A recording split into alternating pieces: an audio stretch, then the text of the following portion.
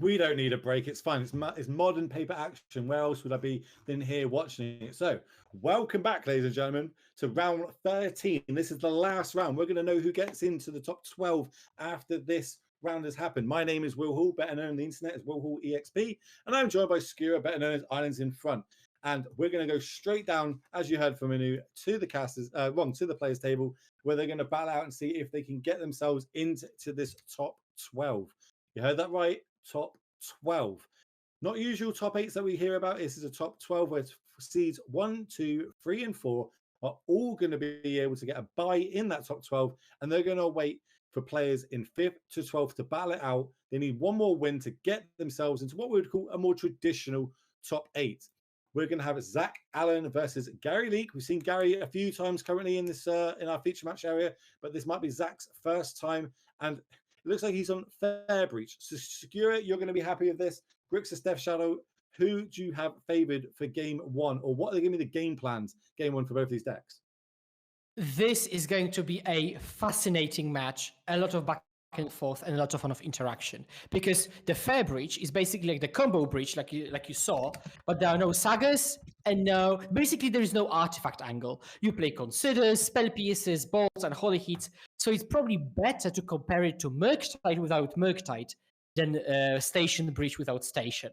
And so both decks basically are the same type of decks, right? So basically blue-red X interactive decks with some tempo threats. So I would expect this game to go for quite some time. Okay, let's see how true that can be. Obviously, Desho, we're going to try and do as much damage to ourselves as we possibly can until our life total drops below 13, so we can start getting the big 1 drops into play. Grixis Death Shadow, we've seen it kind of fall out of favor a little bit, but then it started making more reoccursions because it was picking up the card Breach. That again on the other side, Zach is trying to play. This card is popping up in a few different places here. Both players managed to pilot it to a 9-3. We think an X-3 record will get you in that top 12. If it somehow goes to a draw, I think both these players will be having a bit of a sweat on, as we see a 4 Cs being cast after the Channeler, just revealing a Channeler and a Consider. What do you like taking here? Well, I think you'll just focus on the threats. Never mind. Or not. We're just going to leave that. Well, but I suppose if we've got a removal spell in hand, we want to keep that creature, right? Yeah, exactly. So because Gary might have just like double Unholy Heat or something, at which point he doesn't want to take the threat. So this makes sense if Gary just draws a removal spell. Exactly. That's how we drew up. Why wouldn't you? It's such a big brain game of play, right? Do we have the Delirium? We've got sorcery, creature, land. This is enchantment. There's Breach that we spoke about. So Delirium is on. These are 3/3s, which are bigger than the 3/3s on the other side of the battlefield. 3 damage coming across, Zach dropping. So I think we're kind of in this weird, like, I suppose, top decky kind of war, right? But one of these, I suppose both decks also play Iteration, which would be huge if they manage to find it. Yeah, and they're playing on low resources, and in such situations, card Underworld Breach is excellent when you've gone through a lot of cards and you just go, okay, Breach, play a bubble 3 times or something. But Alan has got Iconoclast, which is, barely relevant, and so takes Gigantha to hand. So then passing the turn back, bunch of 3/3s on the battlefield. Get that off the battlefield. Trigger. I want to leave that card on top. Get in for 6 points damage. I think the last card in the hand is a 4 Cs. I'm not casting it. What you got? Honestly, when Lurus was still legal and Yorion was still legal, Thoughtseize was much better because you always had a moment to cash in to take the opposing companion. Right now, that's not really the case, but it used to be. That's why in the Lurus times, if you could, you went Grixis because you could always Inquisition away that Lurus, Thoughtseize away that Lurus. So, it does look like, yep, Consider's going to get cast. Obviously, the Pseudo Pyromancer got taken with the Thoughtseize. Consider, is that in our hand or are we thinking about it? It's a bit hard to tell what they're going to do. I think it's in their hand. But I wouldn't blame Zach if this was still on the stack of them, considering if they want to put it in the graveyard or try and dig for a better one. I'm going to go on a limb, say it's in the hand. I'm not sure because the range of cards you want to keep is pretty slim. Like, because if there is a removal spell, you could keep it. Of course, you could, but it just prolongs the inevitable. So I think what you really want is something like iteration. But if you see lightning bolt, you probably can't really pass this up. Yeah, I think where you cut the clock down from a 2-turn clock to a 4-turn clock, right? Okay. Woof, Iteration, yeah. hell of a Let's draw. go. Land. Land. Oh, come on. Well, I've got this one. I've got this expert roll. I reckon he's going to put a land in exile, play it for a turn, put a land in hand, put a land to the bottom. You're welcome, chat. Thank you very much. I'm here all week. As we're passing it back to Gary Lee. I guess I can retire now. Yeah, I can do this roll. It's fine. Gary, remember, did keep this card on top. So it is something that he wants. Could be something like a Drown the Lock, maybe, especially as he's passing the turn back. Good news for Zach, though, is he can play a 5/5 with Outreach. And it is going to absolutely lose to Gary's quick draw there. Gary's going to take game one down in super quick fashion for us all. Sideboarding. What does Breach like to bring in this sort of matchup? So usually you want to cut all the cards that are conditional and just focus on like the start. Okay, yeah, exactly. So you want EE for the threats. You might want unlicensed hearses, but you haven't seen that much because you're not sure if the shadow deck plays Breach, which it could, or Croxa, which it could. And so Zach is just hedging and not playing it at all. Just sides in double. Okay, never mind. He literally changes his mind. Well, he did see a Breach get milled over, right? A Breach to get milled over as the third card in that first game. So he knows that there's breaches on the other side. Oh, there is. Okay, if that's the case, that changes a lot. So, of course, Hearse also works against Channeler. So that's another thing. And now here, he plays Blood Moon main deck. Oh my god, that's spicy. That is very spicy for Zach. So he could just try to cheese out the game if he wants to. So tell chat what's the difference between Fair Breach, why we're calling it Fair Breach, opposed to the normal combo breach, that grinding station version. Yeah, so Fair Breach basically means there is no combo in it. So the same way you would say Murktide is a fair deck, it's basically Murktide, but you cut Murktide and add Breach, right? But previously, a much more popular archetype was Combo Breach with Grinding Station. And so that was the first Breach deck that really, started to get noticed. So the Grinding Station Combo Breach, and then this one. And so in order to distinguish between them, this one is called Fair Breach rather than Murktide-less Murktide, which is arguably a bit more elegant. Happy days. So while they're shuffling up, obviously, if you're still watching, congratulations, you're probably subscribed to this channel, so you will not be seeing any of these adverts that have to be played. That's out of our control, it's how it is. But if you don't want to see ads anymore, you know what to do. Hit that subscribe button. Not only is that going to help this channel grow to bring you more paper magic for potentially around America, maybe Canada, maybe South America, maybe Europe. Who knows? How big can we get this channel? But the only way that's going to happen is by you hitting that follow button, hitting that subscribe button. So if you do have the means to be able to do it, please do that. Reminder, there is also a giveaway happening in the stream for a Guy's Cradle, ! Drip, to get all the details on that. You might as well sign up early for when that happens. You don't want to be the one scrabbling to sign up for it when Anu presses the who wins button. You want to be in there nice and early, so make sure you go sign up to that. Make sure you use Anu's code for that. If there was a code for it, I'm sure he'll put it in the chat very shortly for you all. As we have both players drawing on 7, Zach is going to keep. Gary's going to take a mulligan here. Didn't like what he saw. I didn't get a good look at Zach's hand. Did you have a good look at that then, Skiro, or was he too quick? There was Iconoclast, there was Bloodman. So we could see some kind of weird game where it's like turn to Iconoclast. Gary says, well, I have to kill it. Kills it, and then gets completely smooshed with Bloodmoon and just cheesed out of the game. And we've seen that happen once already this today. Someone getting cheesed out by Bloodmoon. I think that was Luna on blue-white control. Yeah. Fortunately for her, I think she was on the bad side of that. Oh, there's the land to be a second one. Okay, I think this might be a bit of a keepable hand. Yes, certainly. Certainly, you've got turn 1 Thoughtseize. I think you bottom Drown or Iteration. Okay, because you go turn 1 Thoughtseize into turn 2 Ledger Bobble. So yeah. Zach just leaving the turn of a tap Steam Vents. Gary doesn't care about his life total. He wants to take that damage. He's going to take a full 4 points of it. Oh, that's a banger. Now look at this hand. Talk to me about what is the take here on turn 2. Like, oh, geez, what do we Who take here?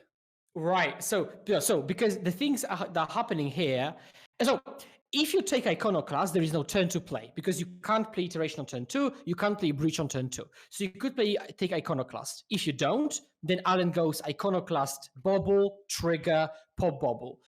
Or you could take Blood Moon because you might lose to it. However, Zach will fetch and crack a Bobble in the meantime, which means there will be 3 cards in the graveyard, right? The fetch, the bobble, and Iconoclast. So that means that Gary can just safely drown it. So he doesn't have to really play around Bloodmoon, he will just play through it. That's such a big brain play. Like, you know, he's lining that up. He knows he's got the drown. He's obviously hoping that this fetch does get cracked. I think that's a lightning bolt drawn as well as a 3rd land drop for Zach. Yeah, it's the island. Yeah, I would assume that no, Zach just cracks this fetch, finds an island, plays the island he has, slams Blood Moon, but this Blood Moon shall get drowned. And here's another fetch land here. I think another drown off the top. Remember, the winner of this match will lock themselves into the top 12 of this weekend's 20k modern action at SCG Charlotte, brought to you by MTG. That's a lot of money. 20 grand being in the top 12. And top 12 we don't normally hear, right? Normally that is something quite weird that is very unique to this weekend, so to speak. That seeds 1 to 4 all get a buy. Just throw the Blood Moon. Just throw it. I love it. Just, yeah, does this resolve or not? But as I was saying, well, go on.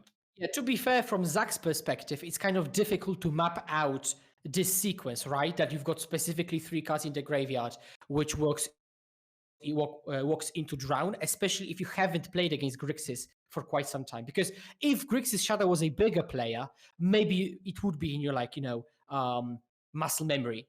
But like that, well, not so much. So it just gets counted. On the flip side, if there are drowns at play, you might just need to play through them all so that your iteration and your breach actually resolves. Yeah, so the way of trying to get a Blood Moon win there did not work out for us. We were able to carry it. But going back to what I was saying about the winner of this will be able to make it into that top 12 cut. And the way it will work is 1 to 4 get a bye. 5 to 12 will all have one more round of modern to play. Winners of them, those 4 of them will be winners. 4 of them will advance to play the other top 4 seeds, and then we'll have the more traditional top 8 that we see. Lands there for turn. We're going to get an Unholy Heat off the top from the bauble as we pass the turn back. Now, Zach, what are we doing? The shields are relatively down right now. Yeah, and so the strength of Ledger Shredder in those mirror matches, let's say Blue Fair iteration decks mirror matches, is that when the opponent iterates, it will always turn on your Ledger Shredder because, usually, right? Because iteration will probably find a land and a spell, or spell and a spell, which means that there will be a second spell played and hence connive your Ledger Shredder. That's also why in those mirrors, for example, Breach decks sometimes add another Ledger Shredder in their deck construction against a Murktide heavy meta, or sometimes even have them in the sideboard to side them in because of that. So, and this probably will happen. No, Alan says, I'm not playing this bubble now to deny your connive. So we're going to see, passing the turn back, what we're going to do is here. It looks like maybe a 40 or something at the top. No, it's a Dragon Rage Channeler. Going to come down. And there are like 2 or 3 cards in hand. So it's either, it's Drown, certain there are 3 cards. So there is a Drown being held up right now. I think we got Drown. Was it Lightning Bolt as well? No, that one's in the graveyard now. Didn't get a good look.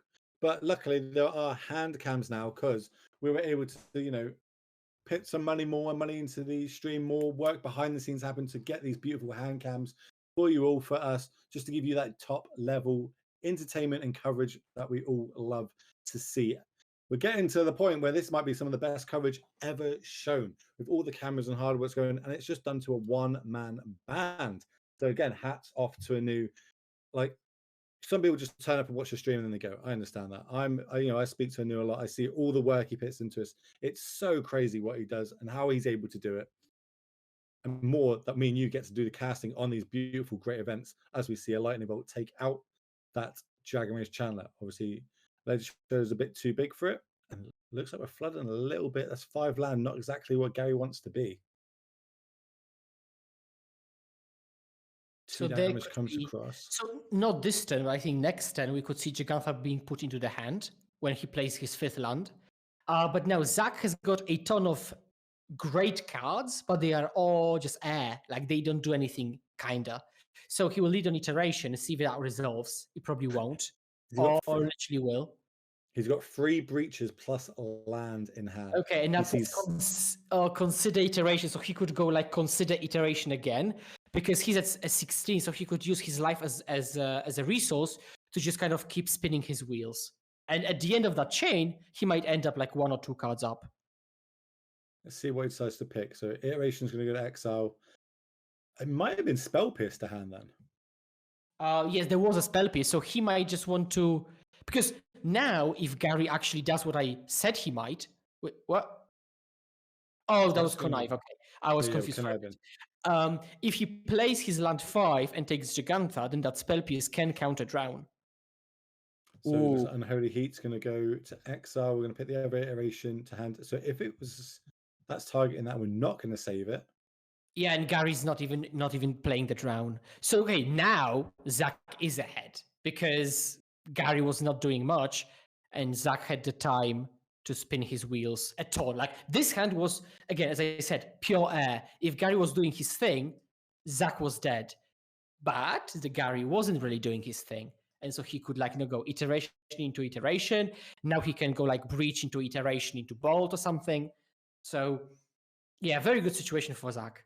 So we could see a breach get cast last time, maybe just to try and bait out a counter spell. We've got multiple of them in hand, and maybe try and set up for like a turn or 2 to go off. Because I say our life total isn't really under threat at the minute. We are at 13. There's only 1 power on the battlefield currently, and that looks like spell pierce, iteration, and EE.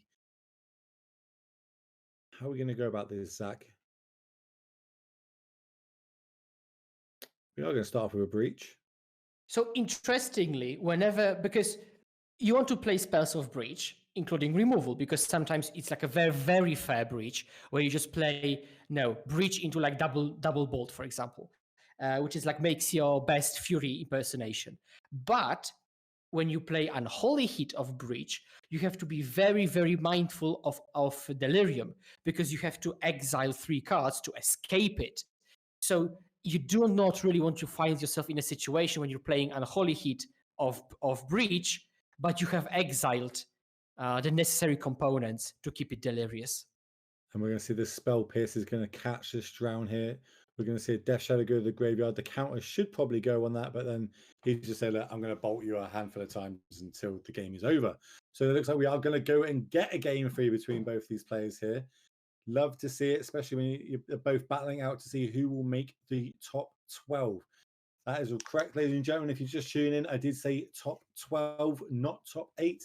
We have got a top 12 of this tournament where they will end up battling it out to see who will be able to make it into top 8, top 4, top 2, and eventually walk away with the title saying that they are the SCG Charlotte Champion 2023. Get that beautiful tweet, get all the clout that comes along with it. Is there anything that doesn't look like any players are going back to their sideboards here? Looks like they're quite happy. I think they're just shuffling up and passing it back. But is there any iteration to what you'd bring in on the draw or play? Maybe as they say, we saw Blood Moons on Zach's side. Do you think maybe the worst now he's on the draw? He might, but I'm not sure he wants some other tools changing the dynamic because his sideboard isn't really well versed against Grixis Death Shadow, as it shouldn't be. So because he's in hers and EE, and you still want them, so it doesn't really change the dynamic that much. And also, one point about being this being a fair breach, one of the reasons why people pivoted to fair is because they still had this kind of combo-esque finish, and while it wasn't a proper combo, it's a combo of breach triple bolt you, which kind of counts. So you can never really be safe against fair breach. They might draw off cards of 5 bubbles, or they might triple bolt you. I can say that my record for the Mishra's bubble triggers of breach was 9. I did it last week when I played MTGO League. I had literal 9 bubbles cast on the same turn. That is strong, but that's the reason why both of these decks are playing that super powerful card, right? We're going to need some land over here on Gary's side. Does he find? He found one. Is he going to keep a one lander? Does have Ragavan on the play if he wants it. Has Thoughtseize, Lightning Bolt, Death Shadow. Looks like he is keeping it. Didn't get a good look at Zach's hand, but it looks like we've got a keep from both players. Opening 7. Let's have a good game 3, gentlemen. Let's give everyone at home what they want to see as we're going to fetch up Blood Crypt. I imagine it's a Ragavan that we're going to see here. I think that'll give us access to more mana next turn if we don't hit a land drop, maybe. But we'll see. Maybe we have to lead off with a Thoughtseize to try and protect the Ragavan. But nope, we're starting with the Ragavan. Now, interestingly, Zach doesn't have removal. Zach has his own Ragavan. So there are 2 possible scenarios. 1, Gary has removal and just breaks through. 2, allows Zach to block. And now we've got another branch of decisions. Does Zach block or keep it for himself? So, like keep his own Ragavan alive. So a few things could be happening here. Well, we know Gary's got a Lightning Bolt, so I imagine we're going to probably see something along the lines of Lightning Bolt, Thoughtseize or something, maybe. That'd be a good turn if we don't hit our next land drop off the top. Zach deciding what he wants to do with this bauble. Talk us through this. Why would he wait to the upkeep to bauble? And it does look like it was a land. Then potentially bauble in his turn, so he gets another land. If you bobble on your own turn, you have a delayed draw and you draw on your opponent's turn, but you're playing against a Thoughtseize deck. So if you did it this way, you would have drawn the cards from bobble and gave your opponent a wider choice of cards to discard. So what you want to do is draw that card when your turn begins, so that if they had Thoughtseized you, they would have looked at 1 fewer cards, if that makes sense. Yep, makes complete sense to me. As we see a treasure token comes along and Holy Heat gets revealed, and then we're going to use the Thoughtseize again. We're leaving that card on top, so it's definitely something we're going to want. Bring us 3 card types in the graveyard. A banger of an opener for Shadow. And that's one of the advantages of this deck, right? Like everything basically costs 1 mana. It's so efficient at what it does. Every card's super powerful, and now they synergize really, really well. We're going to take it's literally a legacy deck. It's literally a legacy deck. Now, to be fair, I haven't seen that many Shadows. It has looked like a red, black, splash, blue tempo deck. Yeah. Well, when it does what it needs to do, it does. We're going to see a Consider cast here. Look at our top card. Do we want this, or are we going to put that in the graveyard? Zach thinking, no, he wants it in hand. Drew Island for the turn. It might have been an EE. Yes, it was an EE. He's going to get cast on 1. And that's going to be a good answer to clear up the threats on the other side of the battlefield.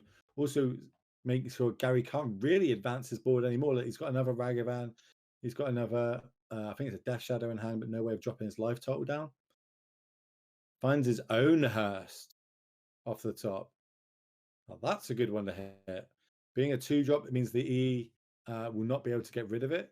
It also means you can start hacking away at Zach's graveyard, which is obviously we spoke about, is very good if they have the card Underworld Breach in their deck. And it beautifully just slips under the Spell Snare, because Spell Snare doesn't have many targets. And the best one is Iteration. The second best one is Drowning the Lock. But there are, I'm not sure. Okay, there's also Ledger Shredder. So there are a couple, like dozen-ish targets. But now there aren't any. So Spell Snare might just be dead until the game's over. We'll see how it gets on. Obviously, things are just not lining up great for Zach here, but he's going to have to try and find a way to get back out from under it. He can deal with the threats. That's probably step 1.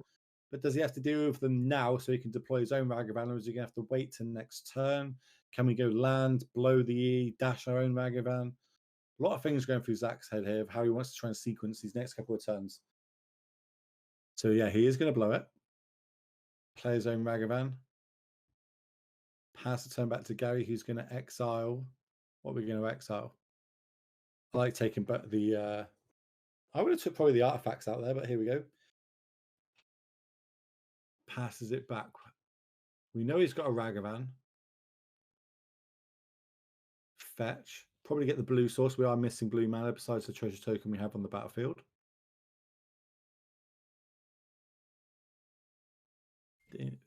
If he starts showing his hand again, maybe we can have a little look. Being Death Shadow, he was most likely shockingly in. He wants to get his life total below that coveted 13 number. And then he can start deploying the 1-drop that just gets bigger and bigger from every hit or point of damage that he takes. 2 mana. Iteration. Oh my god. That's a good one. And again, slips under the Spell Snare. I mean, this Spell Snare, oh my god. Yeah, hopefully Zach will not watch this game back because he's going to save every time he's just one turn off from casting it. As that looks like it's another Shockland going to exile. I think that one of the options was a Death Shadow. We'll find out if that's one of the ones he picked to hand. Has 2 mana, dash to Ragavan, dash block, sure. We've got a treasure token left if we need it for anything. I think that is a Death Shadow in hand. Maybe life totals are not correct and we haven't dropped ourselves below 12 yet, but then I'm going to go out on limit and say that maybe the life totals haven't been updated because otherwise that Death Shadow would not be on the battlefield right now. I think it should be like maybe a 1-1. If it was 14 after the last shock, we drop ourselves to 12, so it would be a 1-1.